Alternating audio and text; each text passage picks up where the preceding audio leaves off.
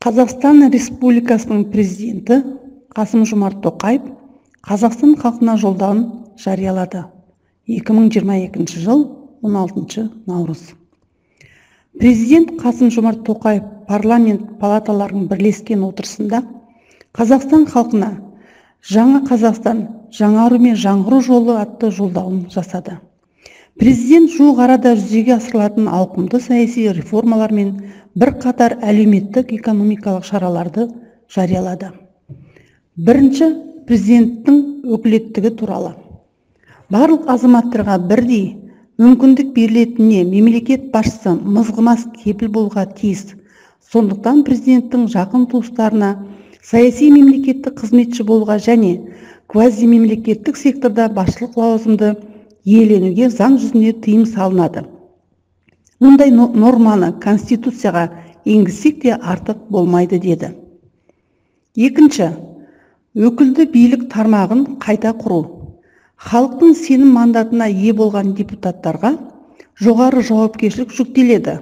Олар мемлекетімізді өркендету ісіне белсене ат салысуға тиіс. Ең алдымен Сенатты жасақтау тәртібін және оның бірқатар функциясын қайта қараған жөн. Үшінші, сайлау жүйесін жетілдіру. Саяси жаңғырудың басты мақсаты азаматтардың мемлекетті басқару ісіндегі рөлін арттыру. Бұл жұмысты сайлау үдерісі арқылы да жүзеге асырамыз. Төртінші, партиялық жүйенің дамыту мүмкіндіктерін кеңейту. Жаңа Қазақстанды құру ісі адал әрі еркін саяси бәсеке болуын қамтамасыз етуден бастау алады. Осыған байланысты біз партияларды институционалдық және ұйымдастырушылық жағынан дамытуға барынша қолайлы жағдай жасауымыз керек деді. Бесінші, сайлау үдерісін жаңғырту. Халықаралық тәжірибеде сайлауды ұйымдастыру жүйесі ұдайы өзгеріп отыратыны белгілі. Яғни әділ және ашық сайлау өткізу үшін тиімді шешім іздеудің маңызы зор. Алтыншы, құқық қорғау институттарын күшейту. Конституцияның ең жоғары заңдық күші бар. Ата заңымыз еліміздің бүкіл құқықтық жүйесінің тірегі.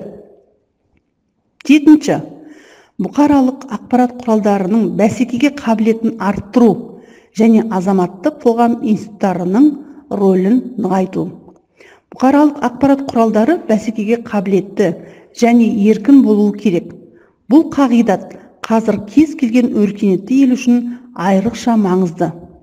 Отандық ақпарат құралдарының Қазақстанда, өңірде және әлемде болып жатқан үдерістер туралы өз көзқарасы болуға тиіс. Сегізінші, еліміздің әкімшілік аумақтық құрылымын жетілдіру. Қуатты өңірлер, қуатты ел деген ұстаным әрдайым өзекті. Ең алдымен Семей аймағында Абай облысын құруға ұсынамын деді. Орталығы Семей қаласы. Ұлытау облысы құрылады. Орталығы Жезқазған қаласы. Алматы облысы екіге бөлінеді.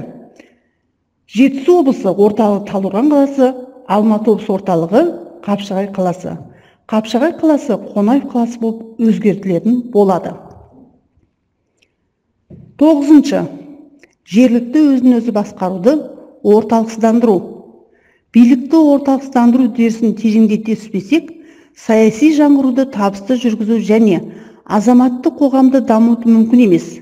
Біз нақты өкілеттіктерді орталықтан өңірлерге берусін жалғастырамыз. Ең алдымен мемлекет пен жергілікті өзін өзі басқару институттарының міндеттерін тиімді ажырату қажет.